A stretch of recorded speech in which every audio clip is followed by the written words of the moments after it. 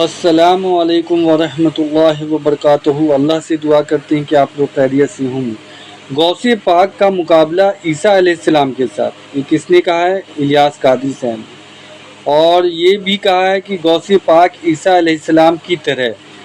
تو یہ جو الیاس قادری صاحب نے جو بھی یہ باتیں رکھی ہیں، اور انہوں نے قرآن شریف کا جو ہے وہ ترجمہ جو ہے پڑھ کے بولا کہ آپ بتائیے کہ یہ کیا لکھا ہوا ہے، تو اسی پر جو ہے انجینئر محمد علی مرزا نے بھی کچھ بیان دیا ہے اس ویڈیو پر، اور آپ دیکھیں کہ کس طریقے کا معاملہ جو ہے، اور عیسیٰ علیہ السلام کو جو غوث پاک کے ساتھ جو شامل کیا جا رہا ہے، یہ کس طریقے کا معاملہ ہے۔ اور اللہ سے یہی دعا کریں کہ اللہ ہم سب کا ہدایت کا معاملہ آسان کرے، ہم سب کو ہدایت کے راستے پہ چلائے، اور جو بھی غلطیاں ہوئی ہیں ہم سب سے جانے انجانے میں، اللہ معاف فرمائے، آمین ثم آمین۔ کیا یہ درست ہے کہ غوث پاک رحمت اللہ تعالی علیہ نے مردوں کو زندہ کیا؟ کچھ لوگوں کو یہ وسوسہ آتا ہے کہ مردے زندہ کرنا تو اللہ کے دست قدرت میں ہے، کوئی انسان کیسے مردے زندہ کر سکتا ہے؟ حضرت عیسیٰ علیہ السلام کے تو معجزات قرآن میں لکھے ہیں۔ دو جگہ پر ہے، سورہ آل عمران میں ہے وَأُحْيِي الْمَوْتَى بِإِذْنِ اللَّهِ، میں اللہ کے حکم سے مردے زندہ کرتا ہوں، اور دوسری مقام پر اللہ پاک فرماتا ہے آپ میرے اذن سے مردوں کو زندہ فرماتے ہیں۔ اب کیا کہو گے؟ عیسیٰ علیہ السلام بھی تو انسان ہے نا۔ اگر غوث پاک کی بات سمجھ میں نہیں آتی تو عیسیٰ علیہ السلام کے بارے میں کیا خیال ہے آپ کا؟ تو یہ جو بھی ہے، حضرت عیسیٰ علیہ السلام زندہ کریں یا غوث پاک کسی کو زندہ کریں، یہ سب ہوتا اللہ پاک کی دی ہوئی طاقت سے، اس کی عطا سے، اور دیگر اولیاء کرام زندہ کریں یہ بھی اللہ پاک کی دی ہوئی طاقت سے ہوتا ہے۔ تو موت بھی اللہ کے، ہم بولتے ہیں اللہ کے ہاتھ میں، واقعی اللہ پاک موت دیتا ہے، لیکن اللہ پاک نے اس کے لیے بھی کچھ اسباب رکھے ہیں، جیسے کہ قرآن کریم میں قُلْ يَتَوَفَّاكُمْ مَلَكُ الْمَوْتِ الَّذِي وُكِّلَ بِكُمْ، اے محبوب تم فرما دو کہ ملک الموت تم کو وفات دیں گے جو تم پر مقرر کیے گئے۔ تو یوں ملک الموت وفات دیتے ہیں، روح قبض کرتے ہیں، تو بچہ بچہ جانتا ہے، اس میں کیا حرج ہے؟ مارنا جلانا اللہ پاک ہی کرتا ہے، لیکن اللہ نے اسباب رکھے، تو اسی طرح جلاتا ہے مردے کو، زندہ کرتا ہے، تو حقیقت میں اللہ ہی زندہ کر رہا ہے، اللہ کی عطا سے یہ کر رہے ہیں۔ مگر ہر ولی مردہ زندہ کر سکے یہ ضروری نہیں ہے، جس کو اللہ پاک، اولیاء کرام کی بھی تو کئی اقسام ہیں نا، کئی قسمیں ہیں، ایسے ولی بھی ہوتے ہیں جن کو اپنی ولایت کا پتہ بھی نہیں ہوتا کہ میں ولی ہوں۔ بھائی ایک طرف تو آپ لوگ عیسیٰ علیہ السلام کے حق میں مردے زندہ کرنے کے معجزے کو مانتے ہیں، اور دوسری طرف اگر کوئی شیخ عبد القادر جیلانی رحمۃ اللہ کا مردہ زندہ کرنے والا واقعہ بیان کر دے تو اس کا مذاق بھی اڑاتے ہیں۔ آخر کیوں؟ اس لیے کہ حضرت عیسیٰ علیہ السلام کی سند تو قرآن میں نازل ہوئی ہے، شیخ عبد القادر جیلانی رحمۃ اللہ علیہ کی سند کہیں نازل نہیں ہوئی ہے، اور یہ جو کہانیاں آپ کو کرواتے ہیں نا کہ اگلے انبیاء کو جتنے معجزات ملے تھے وہ ہمارے نبی علیہ السلام کو کمبائنڈ فارم میں مل گئے، یہ بھی کہانی ہے۔ میں آپ کو بتا دیتا ہوں کئی چیزیں جو نہیں ملی۔ صحیح بخاری اور مسلم میں حدیث ہے قیامت والے دن سب سے پہلے ابراہیم علیہ السلام کو لباس پہنایا جائے گا، سب لوگ ننگے اٹھائے جائیں گے، تو یہ فضیلت ابراہیم علیہ السلام کے پاس ہے۔ بخاری مسلم میں حدیث ہے قیامت والے دن میں سب سے پہلے قبر سے نکالا جاؤں گا، لیکن میں دیکھوں گا کہ موسیٰ علیہ السلام مجھ سے پہلے ہی اللہ کے عرش کا پایا تھامے ہوئے کھڑے ہوں گے۔ مجھے نہیں پتا قیامت کی بے ہوشی ان پہ طاری نہیں ہوئی ہے، یا دنیا میں جو اللہ کی تجلی سے وہ بے ہوش ہوئے تھے اس کے بدلے اللہ نے وہ ان کی بے ہوشی ختم کر دی۔ یہ موسیٰ علیہ السلام کی فضیلت ہے۔ اس روئے عرض پہ ایک شخص ہے جس سے اللہ تعالیٰ نے کلام کیا ہے، کون؟ موسیٰ علیہ السلام۔ یہ فضیلت اور کسی کو حاصل نہیں ہے، ہمارے نبی علیہ السلام سے کیا ہے لیکن آسمانوں پہ۔ حضرت عیسیٰ علیہ السلام آج تک زندہ ہے، ہمارے نبی علیہ السلام فوت ہو چکے ہیں، تو حضرت عیسیٰ علیہ السلام کی یہ فضیلت ہے۔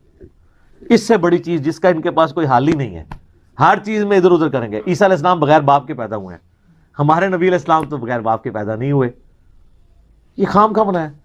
یہ تو سورۃ الانبیاء کا پہلا صفحہ پڑھیں، اس میں کافروں کا اعتراض تھا کہ اس نبی کو وہ معجزے کیوں نہیں دیے گئے جو اگلے نبیوں کو دیے گئے۔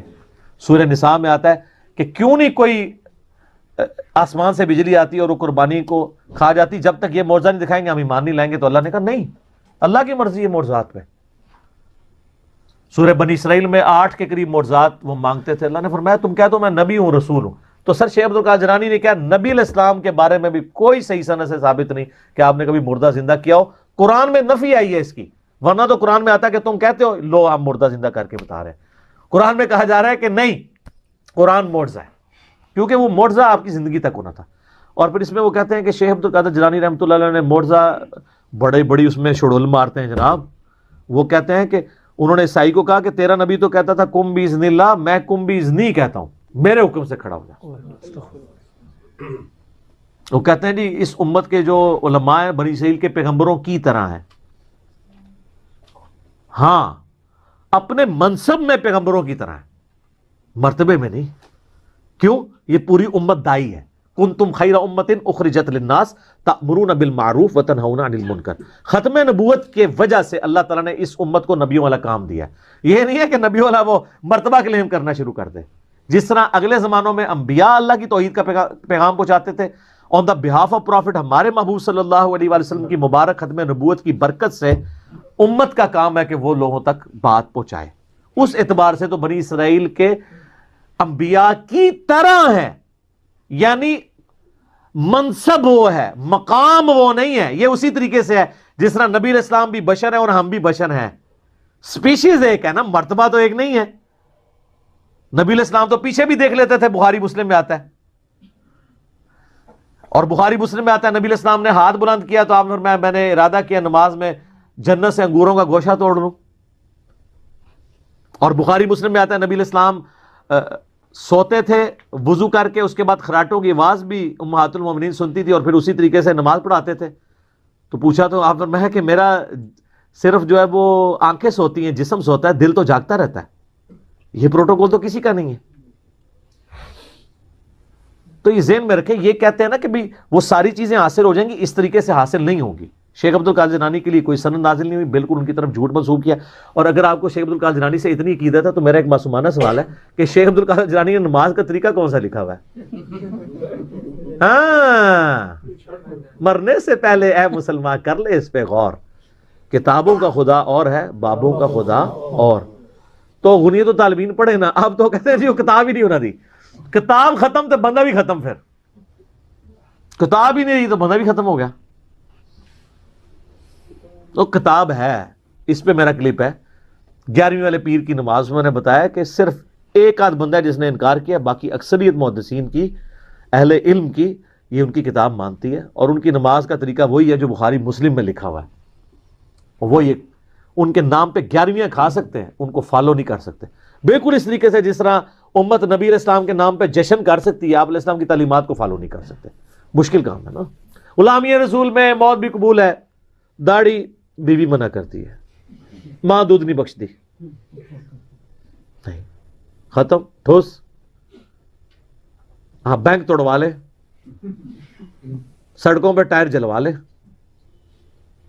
لیکن پریکٹیکلی دین پہ چلنا یہ بہت مشکل ہے. فجر کی نماز کے لیے اٹھنا مشکل ہے، یہ قبول نہیں ہے. ٹھیک ہو گیا.